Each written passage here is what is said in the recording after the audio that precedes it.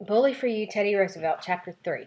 A friend once said of Teddy, he would go at a thing as if the world was coming to an end. Back in New York, Teddy sought his re-election to the Assembly in just this do-or-die way.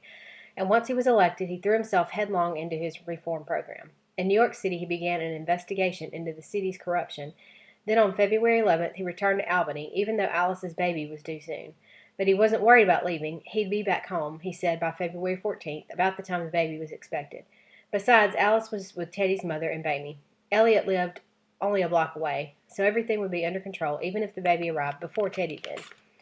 Early on the morning of February 13th, Teddy received a telegram with the news that a baby girl had been born the night before. Alice was doing fairly well. Of course, he was overjoyed, and since Alice seemed to be all right, he decided to finish up the work he'd planned for the day before going home. But several hours later, another telegram arrived. Anyone who watched Teddy read that telegram knew something was terribly wrong. He didn't say what it was. He simply took the next train home. Perhaps Teddy himself didn't know how bad the news was until Elliot met him at the front door.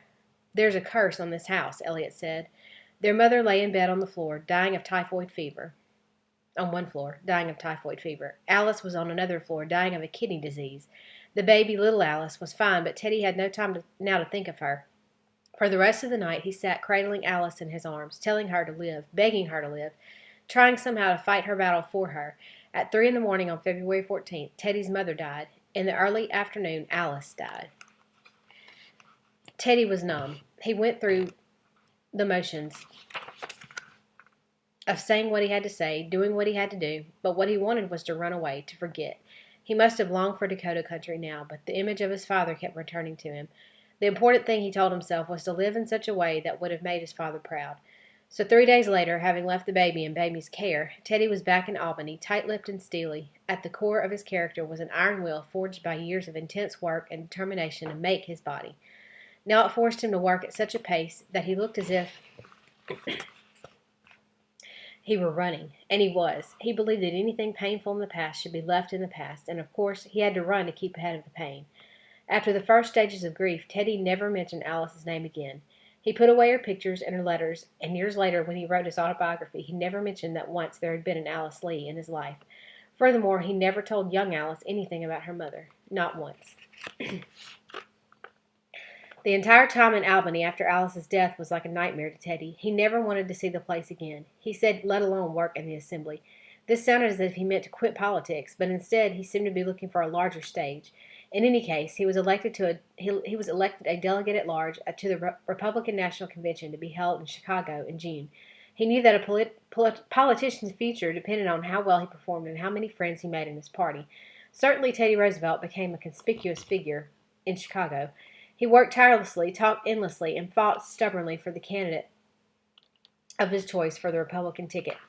But his candidate lost. The Republicans nominated James G. Blaine, a man Teddy Roosevelt thoroughly disapproved of, for president. Exhausted and crossed, Teddy left the convention for Dakota country. Perhaps he was through with politics. He acted that way. As if he were turning his back on the East, he bought a broad sombrero, a fringed and beaded buckskin shirt, an alligator belt, horsehide riding trousers, cowboy boots, a braided bridle, and silver spurs. He also bought a pearly-hilted revolver and a beautiful finished Winchester rifle. Only one thing about him made him seem less than a genuine cowboy: his glasses. To a Westerner, a man who wore glasses did not seem very manly.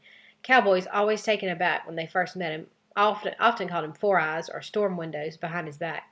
If they called him either of those names to his face, they did so only once. Teddy told one man who called him Four Eyes to put up or shut up, the man to shut up. But Teddy knocked down another man who didn't have the sense to shut up.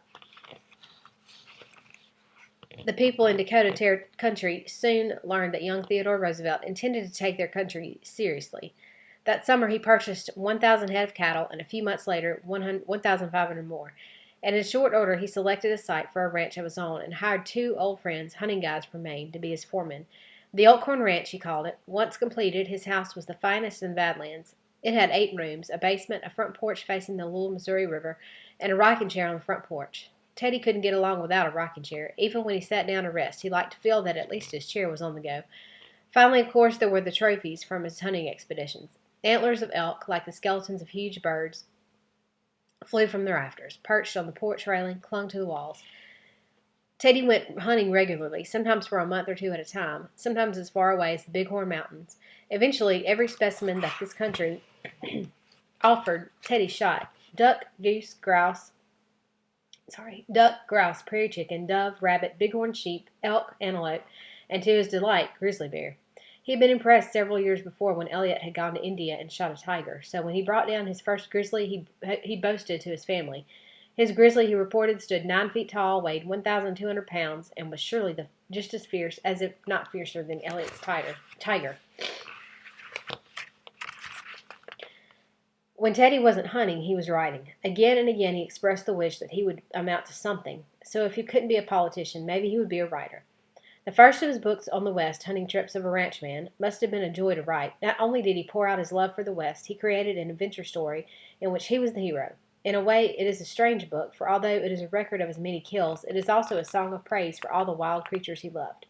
To Theodore Roosevelt, this was not strange. He was doing what he had always done, getting close to nature but collecting specimens to keep as his own. While exploring the wilderness, he was testing himself physically and coming back with something to show for it. But most important, the West gave Teddy friends. Since he was a rancher, not a cowboy, he was called Mr. Roosevelt, but he was no longer an outsider. At roundup times, he was treated as an equal, working just as hard, sleeping just as little as any cowboy. Indeed, the twice-a-year roundups were an ordeal for all of them. Some 4,000 cattle, which had been wandering freely for months, had to be found, herded, and driven to central points where they could be separated according to their brands. In the spring, calves had to be roped and branded. Although Teddy had practiced roping, he wasn't considered skillful enough to do it at a roundup. But after the animals had been roped, he wrestled them to the ground, helped drag them to the fire, and held them while they were branded. Like everyone else, he rode more than 1,000 miles in 5 weeks. Sometimes he rode as much as 100 miles in one day, and then took his turn at night guard. And when it came to bronco busting, Teddy held on as well as anyone. He wouldn't give up on a bronco, even when he was thrown. Once he fell backward and his shoulder was broken, but he climbed back up and went on with the roundup until it was over. He's sure a man to hold up his end, one cowboy said of him. As for Teddy, he said his cowboy friends were as hard and self-reliant as any men who ever breathed. If the need arose, those cowboys would follow Mr. Roosevelt anywhere, and he knew it. When it looked as if the United States might go to war with Mexico over a border dispute, Teddy wrote to the Secretary of War, offering to raise a regiment of cowboys to fight with him. They would be, he said, as utterly reckless a set of desperadoes as ever sat in the saddle. That war never happened. This may have disappointed Teddy. Perhaps in the back of his mind it still bothered him that his father had had the chance to be a hero in the Civil War and hadn't taken it. Teddy had always wanted the chance, now more than ever. Suppose he never amounted to anything. Devoted as he was to Dakota country, Teddy had one foot firmly planted in the East during his entire career as a rancher. 2 weeks after Alice's death, he had arranged for the construction of his house at Oyster Bay. Mamie, in addition to taking care of baby Alice, had agreed to supervise the building, but in any case, Teddy would be back often. He thought nothing of rushing back and forth across half a continent. Indeed, he was hardly settled in the West before he was dashing to the East to prove to everyone that no matter what, he was loyal to the Republican Party. Even a poor Republican, he believed, was better than a Democrat, so he supported James Blaine in the election against Grover Cleveland, the Democratic opponent. Again, Teddy was on the losing side, and back west he went. But in the summer of 1885, Teddy came east and stayed for 8 weeks. The house at Oyster Bay was finished, and Teddy moved in. He called the place Sagamore Hill in honor of an Indian chief who once held war councils at the site. With its 23 rooms, the house looked large enough to accommodate an Indian chief and his warriors, and they would have felt at home. The downstairs was a hunter's paradise, its walls crowded with the heads of animals Teddy had shot. On the porch was a rocking chair, and Teddy would have sat in it, rocking at sunset just as he planned. But even when little Alice was with him, even when relatives and friends were there, he must have felt lonely. Those 23 rooms had been meant for a large family, and by this time he had meant to amount to something. On August 22nd, 1885, Teddy returned to the Elkhorn Ranch, restless and out of sorts. In October, he was back in New York, a local Republican ready to work for Republican candidates in the state election. Perhaps he planned a short stay, but something happened to make him change his mind. One evening, as he walked through the front doorway at Mamie's house, he found himself suddenly face to face with Edith Caro coming down the stairs. Edith had grown up with the Roosevelt children, and had been a frequent visitor at Oyster Bay, and at one time she and Teddy were said to be sweet on each other. Still, he didn't want to see her. He had specifically told Mamie to make sure that Edith was never there when he was. And now here she was, a strikingly handsome young woman whom he had deliberately avoided since Alice's death. Perhaps Teddy was afraid he might be sweet on her again, and he didn't want to be. He didn't want to be sweet on anyone. For much as he wanted to forget Alice, he also wanted to be true to her. But it was too late. He must have known immediately that he wanted to see Edith again, and he did see her. Sometimes he took her to social events. Sometimes he saw her privately. For both of them knew it would be improper if a man was seen courting a woman when his wife had been dead less than 2 years. Nevertheless, on November 17th, Edith and Teddy became secretly engaged. Edith was 24 years old. Teddy was 27, a robust, tan-faced young man, glowing with the health that he'd won in the West. They agreed to wait a year before being married, and in the meantime, Teddy went on to Elkhorn Ranch, and Edith went to London with her mother and sister.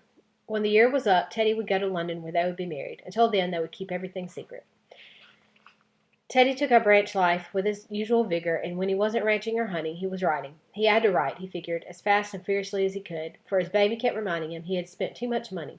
$45,000 for Sagamore Hill, $85,000 for his cattle business. His books and his cattle would have to support him. He would forget about politics. That was all in the past. Yet when he delivered a 4th of July speech at a Dakota celebration, Teddy found himself swinging into patriotic oratory that must have started his political ambitions. Like all Americans, he cried, I like big things, big prairies, big forests, big mountains, big wheat fields. As he talked, he seemed to see America stretching ever bigger and bigger. There was no end to what America could be, nor to what he could be, or so his voice implied. The audience roared its approval. The editor of a newspaper was so impressed he asked Teddy what kind of work he thought he did best. Teddy did not hesitate a minute. Political work, he said. Then, replied the editor, you will become President of the United States. Teddy did not brush aside the idea. He acted as if he'd already thought about it. If that should happen, he said, I will do my part to make a good one. But as the summer wore on, it was hard for Westerners to bank on optimistic talk. Hot and dry, the weather was against them. Cattle were growing hungry, beef prices were falling, and unless the winter turned out to be a mild one, few of the cattle could be expected to survive. At the end of the summer, Teddy's 2 main foremen were so discouraged that they gave up and went home. All Teddy could do was put his cattle in the care of the Maltese Cross Ranch and hope for the best. Of course, he knew what people were saying about the wild creatures. They were preparing for a bad winter. Muskrats were growing extra heavy coats, and beavers were storing away huge supplies. And the white Arctic owl had flown down from the far north. Only an emergency would bring that owl this far south. In the early October, Teddy left the muskrats and beavers and headed for New York. If anyone had asked him how his cattle business was doing, he would have said, fine. After all, who knew what the Arctic owl's business really was? Teddy and Edith's year of waiting was almost up, and before Teddy went to London, he wanted to attend the Republican County Convention, where a candidate for mayor of New York City would be nominated. Just because he was out of politics didn't mean he wasn't curious. And since this year 3 men would be running for mayor, it was bound to be interesting. The Labor Party had nominated a popular and powerful leader, Henry George, as its candidate. And now everyone wondered what the Republicans would do. Apparently, the Republicans were wondering too, until they noticed Teddy Roosevelt in their midst. Why not Teddy? So one day, a committee of Republicans called on Teddy, but when they asked him to become a candidate for mayor of New York City, he didn't know what to say. How could he not accept? The Republicans had asked him, hadn't they? And he was a loyal Republican, one who loved politics. Yet, how could he accept? With Henry George in the race, any Republican was apt to lose. But if he won, what would Edith say? He'd have to go to work on January 1st, and that would be the end of the 3-month honeymoon they had planned. Teddy said yes. He would accept. Obviously, he couldn't resist the idea of getting into the race, so what if it was hard? He'd done hard things before. He'd lost before, too. He wouldn't mind coming in second, he said, just so he didn't come in third. So he went to work, 18 hours a day, 3 to 5 speeches a night, meeting after meeting, and because he was always cheered, he must have taken hope. Even a Democratic newspaper expressed its admiration for the way he was working with all the strength of his blizzard-seasoned constitution. He cannot be mayor this year, the paper went on, but who knows what may happen in some other year. Perhaps congressman, governor, senator, president. Indeed, who knew? Oh, it was splendid to be back in the thick of things. Of course he wasn't tired, not in the least, he would say when anyone asked. People loved Teddy Roosevelt for his youth, but many wondered if a rambunctious 28-year-old should be trusted to run New York City. In the end, they decided no. The Democrat Abram Hewitt won. Henry George came in second. Roosevelt came in last. He tried to tell himself that at least his name was back in circulation, but that didn't make him feel better. So he put the election out of his mind, just as he did all unpleasant things. And on November 6th, he and Mamie, who was in on the secret, boarded a ship for England. On December 2nd, 1886, Theodore Roosevelt and Edith Carroll were married in an eerie, almost invisible ceremony. London was so muffled in fog that except for the sounds, no one would have known a city was there. Teddy had to hire torchbearers to light the way for his carriage to get through the streets. Even inside, fog blanketed the church from top to bottom. Mamie said she couldn't see Teddy until she moved close, and perhaps even then she couldn't be sure it was Teddy until she looked at his hands. For some unexplained reason, Teddy wore bright orange gloves to his wedding. In the midst of the clouds, Teddy and Edith exchanged their vows. In Europe on their honeymoon, Teddy wrote to Corinne how wonderful Edith was. He never referred to her as his little wife. Edith was not that kind of person. She was a partner, and as rumors reached them about the severe winter in the West, she shared his worries about money. They even talked of selling Sagamore Hill and living on the ranch for a couple of years. They would simply have to wait and see.